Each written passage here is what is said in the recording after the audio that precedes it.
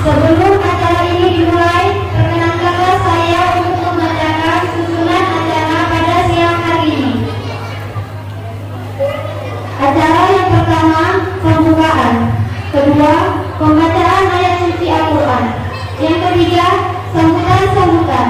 Keempat, ceramah agama. Kelima, doa. Keenam, penutup. Al-Mukarram Ustaz Daud Badaruddin. Beliau adalah sahabat, saudara, kerabat dekat tukang ceramah kita, Bapak Bupati almarhum yang sering mengisi acara-acara seperti ini sebelumnya. Dan kami hormati Bapak Ketua BPK beserta jajarannya. Kami hormati para tokoh masyarakat, tokoh agama, tokoh pemuda, tokoh-tokoh adat, dan seluruh kelompok-kelompok pengaji. Bismillahirrahmanirrahim. Assalamualaikum warahmatullahi wabarakatuh.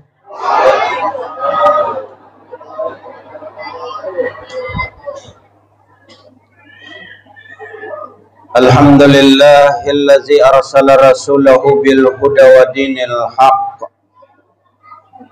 liyajhirahu ala dini kullih wa kafa billahi syahida. Asyhadu an la ilaha illallah wahdahu la syarika lah wa asyhadu anna Muhammadan abduhu wa rasuluhu la nabiyya ba'da.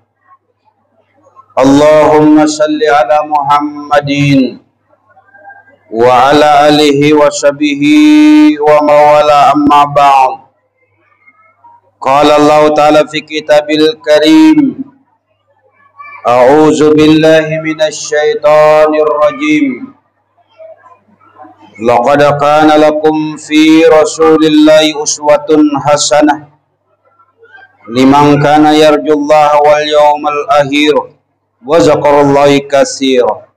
Sadaqallahul azim. Yang saya muliakan ayahanda tercinta Bapak Haji Arfan Rashidi, yang saya hormati Bapak Kepala Kampung beserta seluruh jajarannya, Ketua BPK Kampung Pilanjau beserta jajarannya, Ketua-ketua RT, pemuka agama, tokoh masyarakat, tokoh pemuda, pemudi, kaum muslimin, muslimat, hadirin majelis yang dimuliakan Allah Subhanahu wa taala.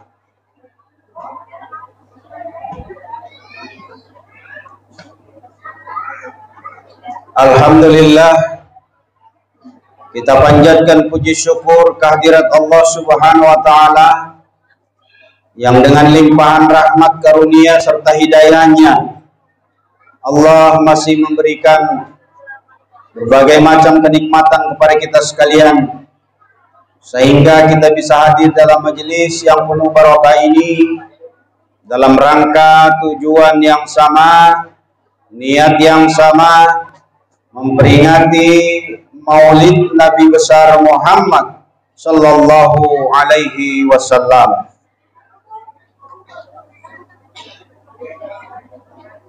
Salawat dan salam kepada Rasulullah mudah-mudahan selalu tersampaikan kepada junjungan kita Nabi Allah Muhammad sallallahu alaihi wasallam. Berkat perjuangan beliau, pengorbanan beliau, mujahadah beliau, Islam sampai kepada kita. Bapak Ibu hadirin majelis yang dirahmati Allah Subhanahu wa taala. Alhamdulillah di tahun ketiga setelah pandemi kita bisa memperingati kembali hari lahirnya Nabiullah Muhammad sallallahu alaihi wasallam yang sempat di masa pandemi menurut informasi kita tidak bisa mengadakannya. Dan alhamdulillah pada hari ini kita bisa kembali memperingati Maulid yang biasanya setiap tahun kita peringati. Salawat dan salam kepada Rasulullah. Dengan kecintaan kita, dengan kasih sayang kita, selalu kita tidak lupa agar kelak nanti kita mendapatkan syafaat beliau. Ibu-ibu sebelah kiri saya bisa lihat saya, yang di tengah, Bu, jelas Bu? Masih gagal Bu ya? Masih gagal atau sudah tak gagal lagi Bu? Pede banget ya. Sebelah kanan saya, ibu-ibu, bisa lihat? Bisa dengar? Yang ribut ini yang mana ya? Ibu-ibu sebelah kiri udah diam, tengah udah diam, kanan udah diam. Tapi kok masih ada suara ya? Oh, anak-anak. Bilang Bu dari tadi.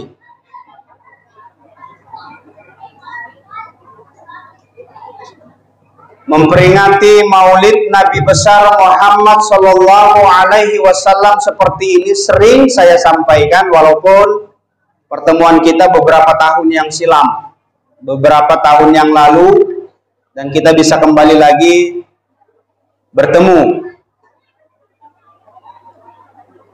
Dan satu kesyukuran kita di Pilanjau ini, kalau sudah peringatan Maulid seperti ini, luar biasa dahsyatnya menurut saya. Telurnya dari pintu sebelah kiri sampai sebelah kanan nyambung. Saya sempat tadi video, siapa tahu viral kan, lewat channel Daud Channel, siapa tahu viral, telur dari Pilanjau. Bapak Ibu hadirin majelis yang dimuliakan Allah Subhanahu wa taala. Satu kata cinta kita di dalam memperingati Maulid ini karena cinta kita kepada Nabiullah Muhammad sallallahu alaihi wasallam. Abaikan kata orang yang hari ini boleh jadi selalu bersinggungan dengan orang-orang yang memperingati dengan orang yang tidak memperingati. Sudahlah, tidak perlu kita bahas itu. Ya. Yang memperingati monggo, yang enggak ya sudah, diam aja. Karena kalau kita pertentangkan hal-hal seperti itu sampai kiamat pun tidak selesai.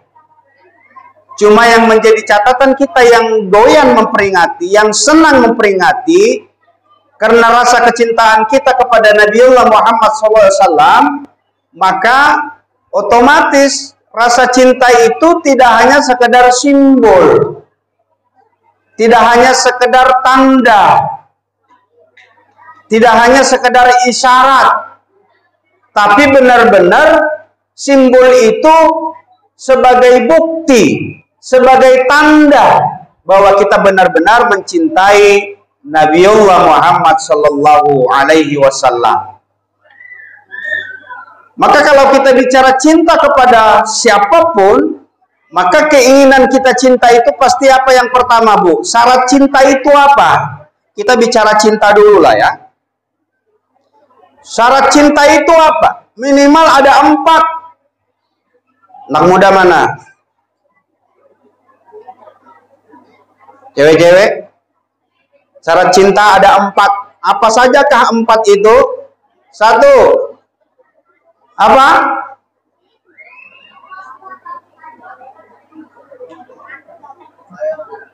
Sayang. Ada yang jawab. Sayang. 1. Lagi. Ya. Sering menyebut namanya. 2. Ayo. Apa? Syarat cinta. Jadi di depan sudah jawab sayang. Yang di depan lagi katanya sering menyebut namanya. Apa lagi? Ya, rindu. Apa? Yang ketiga? Yang kedua? Keempat? Jadi syarat-syarat cinta itu boleh rindu, boleh sayang. Tapi cinta kita kepada siapapun sesungguhnya ada 4 hal yang mendasari. Apakah cinta kepada Allah, cinta kepada Rasul, cinta kepada orang yang kita cintai? Selalu persyaratannya itu yang pertama selalu ingin dekat. Kalau ada ibu-ibu cinta kepada suaminya, lalu tidak suka dekat-dekat dan suaminya, perlu dipertanyakan cintanya. Persyaratan cinta itu selalu dekat. Makanya kalau orang saling mencinta, kalau dia berjauhan pasti akan muncul rasa rindu, ingin bertemu. Sebenarnya nggak perlu diajarin kalau sudah persyaratan cinta ini. Tapi kita kepengen mendetailkan di dalam rangka peringatan Maulid ini. Apa sih sesungguhnya cinta itu? Maka persyaratan cinta itu selalu kepengen dekat. Maka dekatnya kita kepada Allah karena kita cinta kepada Allah. Kita ingin dekat dengan Rasulullah, maka kita itu sebagai bukti cinta kita kepada Rasulullah. Begitupun juga kita cinta kepada anak.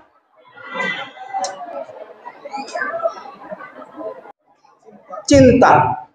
Jadi kalau sudah cinta itu persyaratan utamanya kepengen dekat. Kalau kita cinta kepada Allah selalu ingin dekat. Jadi kalau hari ini belum ada rasa kepengen dekat dengan Allah, dengan Tuhan, hati-hati. Boleh jadi ini belum hadir rasa cinta kita kepada Allah Subhanahu wa taala. Maka bangunlah cinta itu supaya kita kepengen dekat dengan Allah, kepengen dekat dengan Rasul, kepengen dekat dengan pasangan. Bangun cinta itu. Persyaratan cinta itu pasti begitu dia berjauhan dia kepengen dekat. Pasti ada rasa rindu. Nah pertanyaannya, kalau kita dengan Tuhan Allah Subhanahu wa taala, pengen enggak kita dekat-dekat? Allahu Akbar.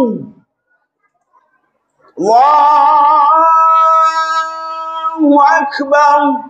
Allahu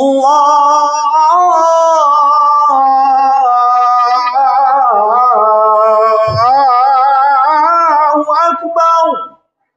Azan dikumandangkan oleh muazzin. Apa kata kita? Bukannya kita menjawab azan yang dikumandangkan, tapi kita selalu menjawab, tengok juga kita jam. Oh belum, masih panjang.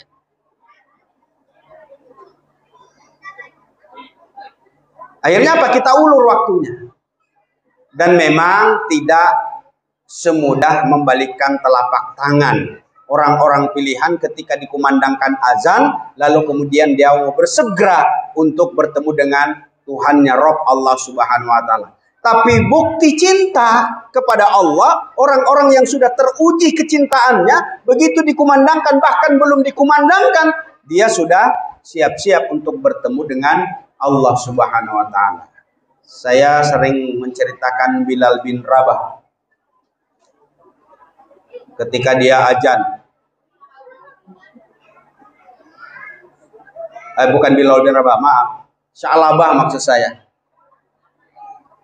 Sya'labah itu orang belum azan dia sudah di masjid.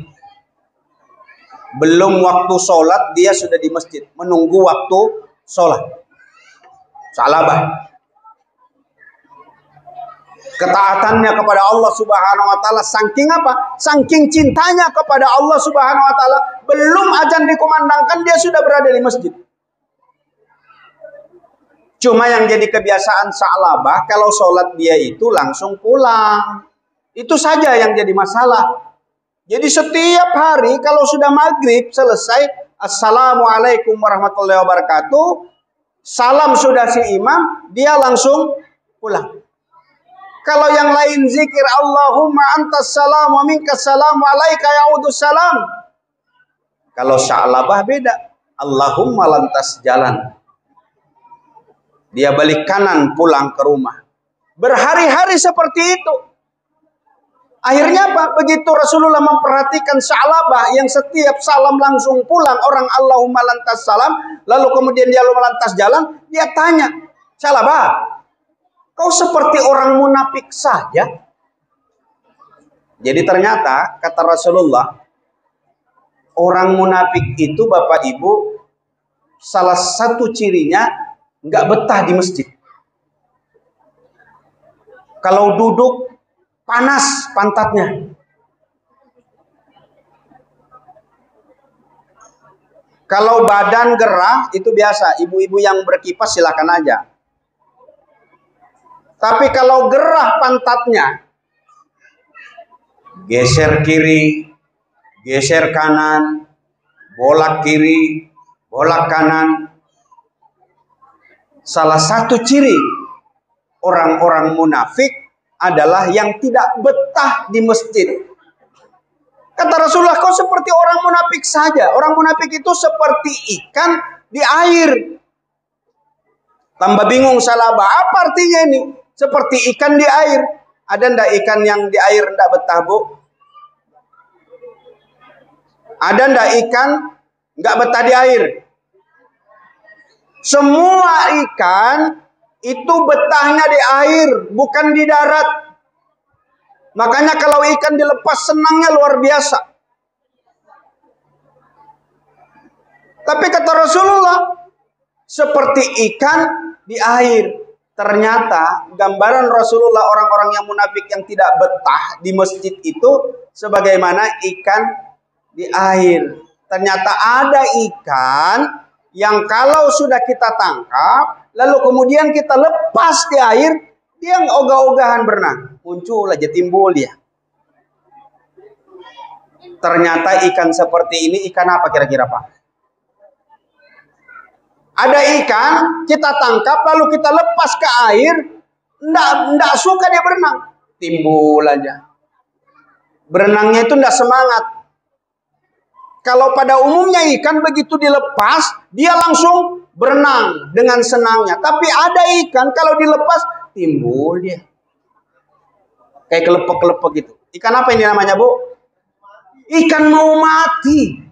Maka orang-orang yang tidak betah di masjid adalah orang-orang yang mau apa, Pak? Bapak ya yang ngomong. Jadi kalau ada orang di masjid tidak betah, gerah, gelisah, panas. Panas kalau fisik iyalah ya. Karena AC tidak bisa dinyalakan. Ini aja udah basah ini. Dalam-dalam udah basah ini, Bu. Panas memang.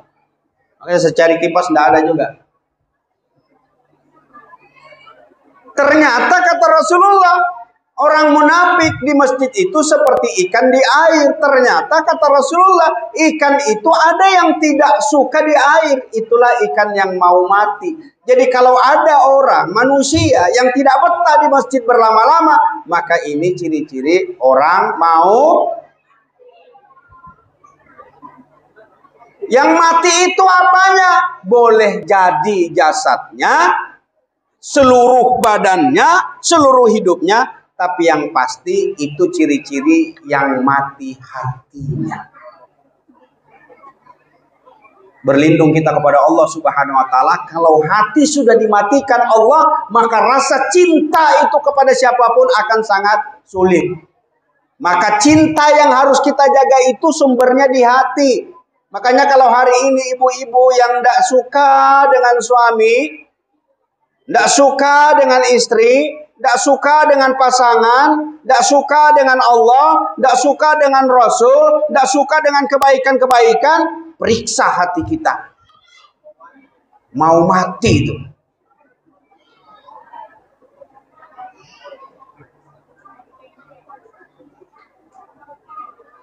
Maka cinta itu memang bukti, harus kita buktikan. Kalau kita sudah mengucapkan, kalau sudah kita mengikrarkan, maka implementasi yang mesti harus dibuktikan. Maka kecintaan yang disyaratkan tadi adalah selalu kepengen dekat. Jadi tidak ada salah kalau ada rasa cinta kita kepada siapapun, maka kita selalu membangun hubungan supaya akan kita rasakan kedekatannya. Yang pertama. Yang kedua, syarat cinta itu selain kepengen dekat, apalagi?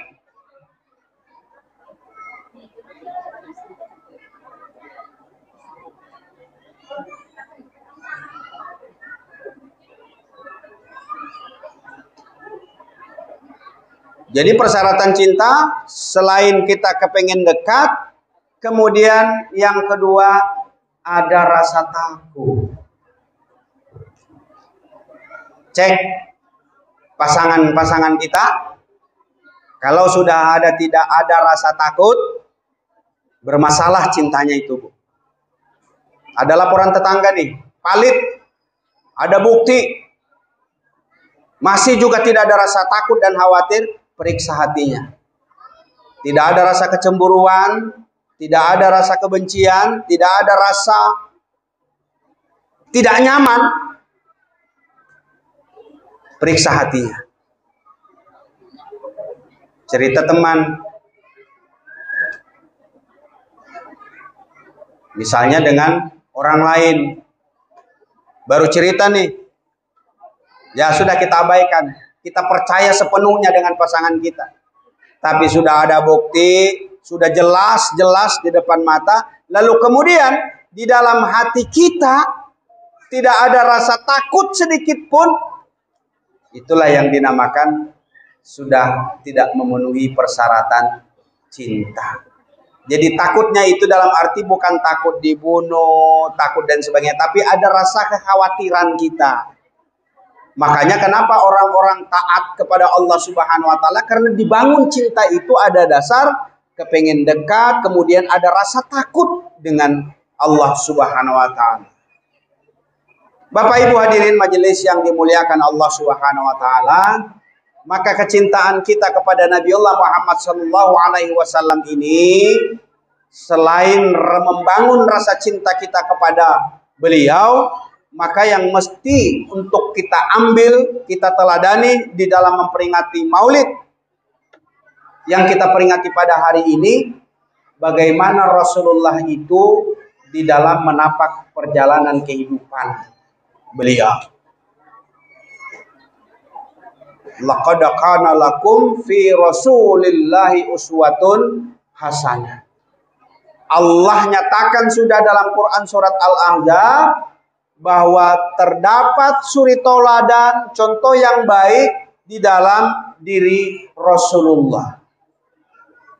Artinya agar setiap orang yang mengaku umatnya Muhammad sallallahu alaihi wasallam, maka secara otomatis pula dia harus meneladani kehidupan Nabiullah Muhammad sallallahu alaihi wasallam. Memang sekali lagi tidak mudah meneladani kehidupan Rasulullah, karena kehidupan Rasulullah sebagai manusia yang paripurna, manusia yang diutus oleh Allah, yang diciptakan oleh Allah, memang tidak sembarang sebagaimana manusia biasa. Kalau fisiknya sama seperti kita, beliau kadang sedih, kadang duka, kadang tersenyum, kadang menangis, ya. Itu adalah kefitrahan manusia seperti kita. Tapi kelebihan yang dimiliki oleh Rasulullah SAW ini memang sangat-sangat luar biasa. Makanya diabadikan oleh Allah dalam Quran surat Al-Ahzab ayat 21 ini, contoh yang baik, suri tauladan yang baik itu terdapat di dalam diri Rasulullah. Maka kewajiban bagi kita umatnya Muhammad SAW untuk meneladani kehidupan Nabiullah Muhammad SAW ini melalui peringatan Maulid Nabi seperti ini. Tapi sekali lagi catatannya, tidak hanya sekedar lambang, simbol, slogan. Jangan. Karena memperingati maulid seperti ini tidak mudah juga. Harus ngumpulkan biaya, ya. Banyak hal, tapi semuanya itu menjadi ringan. Kenapa? Karena kecintaan kita kepada Nabiullah Muhammad Sallallahu Alaihi Wasallam. Bapak Ibu hadirin majelis yang dirahmati Allah Subhanahu Wa Taala, untuk mewujudkan rasa kecintaan kita kepada baginda Rasulullah Muhammad Sallallahu Alaihi Wasallam itu, teladani apa-apa yang sudah dibawa oleh beliau. Syukur-syukur kita selalu berselawat kepadanya. Berapa kali kita berselawat Bapak Ibu? Berapa kali?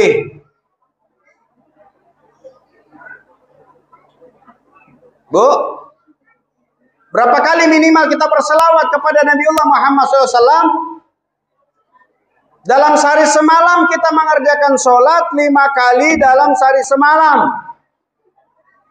Maka salah satu lafaz yang kita baca di dalam sholat, kita harus bersolawat. Minimal itu. Jangan kita kencengin selawat. Hitung sampai 1000, hitung sampai 5000. Tapi tidak sholat. Berarti ada yang salah. Ada yang keliru. Mengamalkan salawat ribuan, tetapi sholat fardu ditinggalkan. Padahal di dalam sholat fardu itu, di dalam sholat-sholat itu, ada salawat kita kepada Nabiullah Muhammad Sallallahu Alaihi Wasallam. Nanti setelah kita menyelesaikan sholat minimal 5 kali dalam semalam, yang di dalamnya juga kita bersalawat, maka kemudian kita tambah salawat-salawat di luar sholat itu jauh lebih baik. Akan menenteramkan, akan memberikan ketenangan, akan memberikan keleluasaan dan kelapangan dada kita kalau kita selalu berselawat kepada Rasulullah Muhammad Sallallahu Alaihi Wasallam. Nah, lanjut kepada Sa'labah tadi. Kata Rasulullah, kok seperti orang munafik saja? Zikirkah dulu, berdoakah dulu, mintalah kepada Allah, kepada Tuhan. Yang aku ajarkan kalau sudah sholat minimal itu tasbih, tahlil, yang harus kita ungkapkan diajarkan minimal 33 kali, ya. Subhanallah, alhamdulillah, Allahu Akbar, minimal sekurang-kurangnya 33 kali baru kita beranjak dari tempat sholat. Tapi Sa'labah tidak sempat. Ternyata kata Sa'labah, aku harus pulang ya Rasulullah. Aku harus pulang karena istriku di rumah menunggu kain yang aku pakai ini untuk dia mengerjakan sholat. Kebayang dah Pak? Sarung cuma satu, sehingga dia tidak bisa berlama-lama zikir kepada Allah Subhanahu wa Ta'ala. Karena maghrib dan isya itu waktunya sempit, maka Sa'labah harus pulang karena istrinya menunggu sarung yang dia pakai. Sarung kita berapa lusin di rumah? Celana kita berapa merek yang kita punya? Ini Sa'labah satu kainnya, tapi dia belum azan sudah menunggu waktu sholat di masjid. Cuma sayangnya itu tadi, tidak zikir, tidak doa. Begitu ditanya Rasulullah, karena harus mengantar sarungnya yang diantri istri di rumah. Begitu ditanyakan Rasulullah, kebetulan ya Rasulullah, kata Sa'labah, sebenarnya dari kemarin-kemarin kepengen juga ketemu Rasulullah, ingin menyampaikan keadaan saya ini supaya saya beribadah itu lebih nyaman. Gimana? Nggak langsung pulang. Ya, terus maumu apa? Kata Rasulullah, saya kepengen kaya Rasul. Oh begitu. Kamu lihat aku ini kaya enggak? Kata Rasulullah. Tidak. Ya sudah, kalau enggak perlu kau ikuti. Berulang-ulang setiap pertemuan, akhirnya Sa'labah yang minta kekayaan, minta didoakan, akhirnya dikabulkan oleh Rasulullah Sallallahu Alaihi Wasallam. Sa'labah didoakan, diberikan modal kambing. Didoakan, lalu diberikan modal kambing. Artinya apa? Ini isyarat juga buat kita. Kalau sudah doa, harus ada ikhtiar. ada usaha, jangan doa-doa. Ya Allah, karuniakan kami rizki yang banyak. Ya Allah, ya Rabbi, berikan aku jodoh yang baik. Ya Allah, ya Rabbi, luaskan dan lancarkan segala urusanku. Tapi nggak pernah usaha. Rasulullah mengajarkan kalau kita berdoa kepada Allah Subhanahu wa taala, ikuti dengan usaha, ikuti dengan ikhtiar, didoakan salabah supaya menjadi orang kaya, tapi diberikan modal kambing. Kambingnya hamil. Kambing lah yang hamil. Kambing hamil, enggak apa-apa. Ringkas cerita, salabah yang diberikan kambing tadi sudah didoakan oleh Rasulullah. Kambing beranak 1 menjadi 3, 3 jadi 5, 5 jadi 7, 7 jadi 8, 8 jadi 11, terus sampai akhirnya salabah. Begitu khatib naik di atas mimbar, barakallahu lakum fil Qur'anil azim, innahu wal ghafurur rahim, kata khatib, turun, salabah baru kelihatan hidungnya. Salabah jadi orang kaya, dia jadi orang yang milioner, sibuk mengurus hartanya. Begitu Rasulullah tahu kalau salabah tidak taat lagi kepada Allah Subhanahu wa taala, ditegur. Salabah, kemana aja? Waduh, sibuk ya Rasul. Gembalanya ndak lagi di Pilanjau, sudah ke Pesayan sana. Rumputnya banyak di sana. Ini bahasa kita ya. Jangan diterjemahkan bingung kita membawa kambing ke sana. Saking sibuknya, yang tadinya dia miskin taat kepada Allah Subhanahu wa taala, sebelum azan dikumandangkan dia sudah di masjid. Ini dia sudah kaya, sudah uangnya banyak, kambingnya di mana-mana. Sibuk. Apa jawabannya? Sibuk ya Rasulullah. Ini juga ibrah buat kita.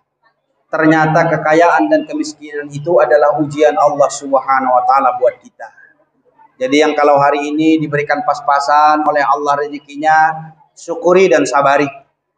Yang hari ini Allah lebihkan hartanya, syukuri dan nikmati. Menikmatinya semakin dekat dengan Allah Subhanahu wa taala. Akhirnya apa? Salabah menjadi orang yang kufur nikmat kepada Allah Subhanahu wa taala. Nah, tentunya tidak demikian yang diharapkan. Kalaulah kita sampai menjadi orang-orang yang kufur nikmat, seperti itulah akhirnya salabah dimiskinkan kembali oleh Allah Subhanahu wa taala, dan dia lolos pada saat diuji menjadi orang miskin, tapi dia gagal ketika diuji menjadi orang-orang yang kaya. Nah, kita kepengen di Pilanjau ini berdoa kepada Allah, ya Allah, ya Rabbi, kayakan aku, luaskan rizkiku, mudahkan segala urusanku ya Allah. Minta kita kepada Allah Subhanahu wa taala. Tapi dengan rizki itu ya Allah, aku kepengen beramal kepadamu. Aku ingin mengabdi kepadamu. Aku ingin taat kepadamu. Aku ingin istiqomah kepadamu. Kalau sekiranya harta yang engkau berikan kepadaku, uang yang banyak kepadaku, bahkan pangkat, jabatan, kedudukan, lalu kemudian menjadikan aku kufur, lebih baik tidak ya Allah. Itu yang kita minta kepada Allah Subhanahu wa taala. Jangan sampai kita seperti salabah. Kita kepengen kaya, enak memang dengan kasat mata. Kita kan kalau melihat orang-orang yang banyak duit itu, mau kemana dia bisa, mau beli apa saja mudah. Itu menurut kita mudah. Tapi yang kita irikan itu ada orang yang kaya, berlimpah harta, tapi lalu dia sujud di masjid berjamaah dengan yang lain. Itu yang kita minta. Tapi kalau dia kaya, uangnya banyak, lalu kemudian tidak mau sujud dan ruku kepada Allah, ya itulah salabah di zaman sekarang. Maka bermohon kita kepada Allah. Saya selalu berdoa kepada Allah, ya Allah, ya Rabbi, kayakan aku.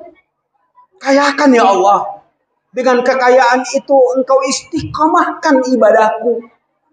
Engkau perkuat ketaatanku kepadamu ya Allah. Itu yang kita minta. Karena rasanya kalau hidup ini diberikan kekayaan, kelapangan, harta, lalu kemudian kita tidak taat, kata almarhum Ustadz Muharram, bupati kita, lebih baik tidak memiliki itu. Makanya beliau itu, bupati itu sekedar menempel saja katanya. Makanya kalau almarhum itu dibawa kemana saja, sekalipun dia sebagai seorang bupati, tidak ada yang lebih luar biasa. Kita kirim Al-Fatihah dulu untuk beliau. Al-Fatihah. Alhamdulillahirabbil alamin maliki yaumiddin.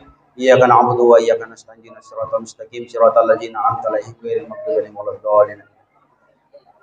Majelis yang dirahmati Allah Subhanahu wa taala. Jadi meneladani kehidupan Nabiullah Muhammad sallallahu alaihi wasallam itu benar-benar kita ikuti apa yang sudah dibawa beliau. Saya tidak menjelaskan begitu panjang karena memang sudah terlalu panjang, ya. Yang pasti mari kita teladani kehidupan Nabiullah Muhammad SAW ini, apa yang diajarkan, akidahnya, ibadahnya, muamalahnya, akhlaknya. Kalau bicara akidah, jangan lagi kita tanya bagaimana akidahnya Rasulullah. Bilal bin Rabah ketika diseret di tempat yang panas, batu yang cadas, dipukul para algojo untuk tidak mengakui Allah sebagai Rabb. Tapi apa kata Bilal bin Rabah? Ahad, ahad, ahad. Kenapa Bilal bin Rabah? Bilal bin Rabah adalah sahabat yang dibina akidahnya oleh Rasulullah Muhammad SAW. Rasulullah ditawari pangkat, jabatan, kedudukan, lalu kemudian dia dilarang. Kau boleh saja memilih wanita mana yang cantik. Kau boleh memilih harta apa saja yang kau suka. Kau boleh memilih pangkat apa saja. Ditawarkan kepada Rasulullah. Tapi dengan persyaratan tanggalkan dakwah ini. Rasulullah tetap akidahnya. La ilaha illallah. Itulah sesungguhnya akidah yang dibawa oleh Rasulullah kepada kita. Maka pertahankan akidah. Tiada Tuhan selain Allah ini. Kita tanamkan sejak dini kepada anak-anak kita, anak cucu kita. La ilaha illallah tidak hanya sekedar slogan, tidak hanya sekedar ucapan, tapi dia timbangan yang maha berat yang dapat menyelamatkan kehidupan kita di akhirat kelak. Pengakuan kita Allah saja sebagai Rabb, sebagai Tuhan. Iyyaka na'budu wa iyyaka nasta'in. Itu yang sering kita ucapkan dalam surat Al-Fatihah, bahwa kita menyatakan hanya kepada Engkau ya Allah kami menyembah, dan hanya kepada Engkau kami mohon pertolongan. Ini yang harus kita rawat, yang harus kita jaga. Iyyaka na'budu wa iyyaka nasta'in. Akidahnya Rasulullah Muhammad sallallahu alaihi wasallam. Ini yang harus kita teladani. Bu, masih kuat, Bu? Semakin panas, semakin gaduh. Masih bisa dengar, Bu? Masih tahan dengar? Setelah akidahnya, ibadahnya Rasulullah.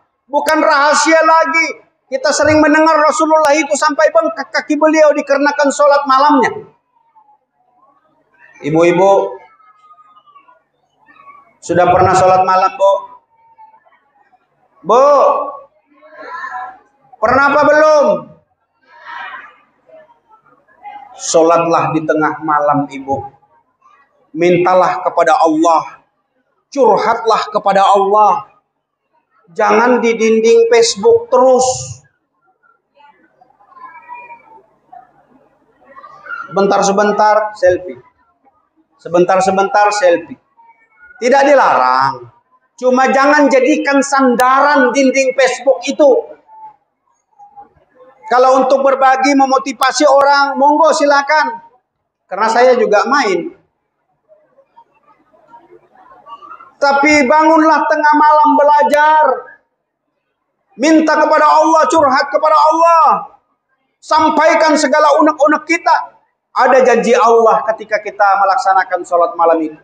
Diberikan ketenangan. Diberikan keluasan rezeki, walaupun mungkin dengan kasat mata sempit, tetapi ada ketenangan yang tidak bisa dilukiskan bagi pelaku-pelaku sholat malam. Tapi ada tapinya, Bu. Harus kelar dulu 5 kalinya sholat fardunya. Jangan nanti kenceng sholat malamnya, fardunya yang hilang, salah. Karena bagaimanapun sholat fardu itu lebih tinggi ketimbang sholat lain. Dia di bawah sedikit, tapi keutamaannya dikhususkan. Tapi kalau sudah bisa melakukan seperti itu, luar biasa. Nah, Rasulullah sampai bengkak kakinya, padahal Rasulullah dijamin masuk surga. Tapi kenapa masih bengkak-bengkak kakinya dalam melaksanakan ibadah sholat? Coba kalau kita dijamin oleh Allah masuk surga, bubar kita, tidak pernah namanya sholat lagi. Tapi Rasulullah mengajarkan, sampai-sampai kata istrinya, Bang, kalau sholat itu tidak usah begitu-begitu, sampai bengkak kakinya. Tapi apa kata Rasulullah? Aku kepengen disebut abdan syakura, hamba-hamba yang pandai bersyukur atas nikmat Allah Subhanahu wa Ta'ala. Jadi sujud dan ruku kita itu adalah bagian ungkapan rasa syukur kita kepada Allah Subhanahu wa Ta'ala.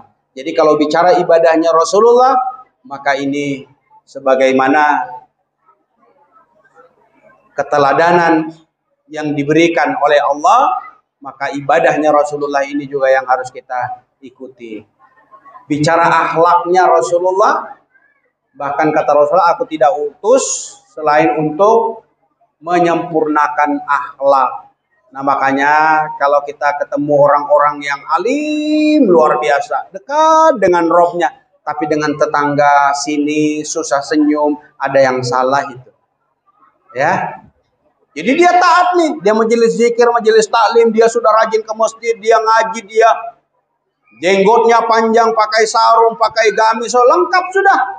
Tasbih berputar terus. Tapi ketemu dengan tetangga senyumnya susah banget. Mahal sekali. Padahal Allah mengajarkan hablum minallah, hablum minannas. Nah, akhlaknya Rasulullah, bagaimana akhlaknya Rasulullah itu sangat-sangat luar biasa. Tidak pernah beliau meninggikan hati di hadapan manusia yang lain. Nah, mudah-mudahan kita bisa meneladani kehidupan Nabiullah Muhammad SAW dan kita selalu berdoa kepada Allah Subhanahu wa Ta'ala.